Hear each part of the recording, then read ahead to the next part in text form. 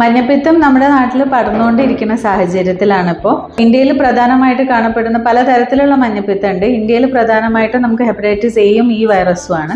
ഇപ്പോൾ നമ്മുടെ നാട്ടിൽ പടർന്നുകൊണ്ടിരിക്കുന്നത് ഹെപ്പറ്റൈറ്റിസ് എ വൈറസ് ആണ്. പ്രത്യേകിച്ച് നമ്മുടെ പാലക്കാട് ജില്ലയിൽ കണ്ടെയ്ൻമെന്റ് സോൺ പലയിടത്തും ആക്കിയിട്ടുണ്ട്. പ്രധാനമായ ലക്ഷണങ്ങൾ എന്തൊക്കെയാണ് മഞ്ഞപ്പിത്തത്തിന്റെ?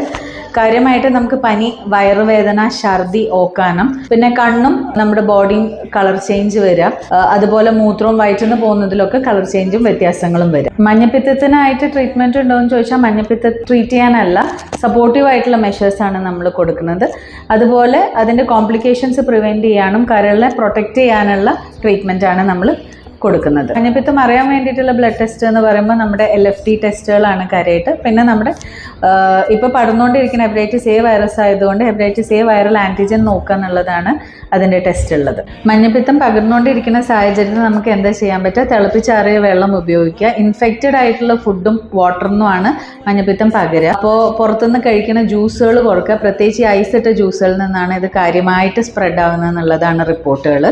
പിന്നെ ഓൾറെഡി ഇൻഫെക്റ്റഡ് ആയിട്ടുള്ള ആൾക്കാർ വീട്ടിലുണ്ടെങ്കിൽ ബാക്കിയുള്ള മെമ്പേഴ്സ് വാക്സിനേഷൻ എടുക്കുക എന്നുള്ളതാണ്. വാക്സിനേഷൻ ഇപ്പോൾ അവൈലബിൾ ആണ്. വാക്സിനേഷൻ ഓൾറെഡി പ്രോട്ടോകോൾ പ്രകാരം ഇപ്പോൾ ഗവൺമെൻറ്റിലൊക്കെ കൊടുത്തു വരുന്നുണ്ട്. അതിനനുസരിച്ചിട്ട് എടുക്കുക.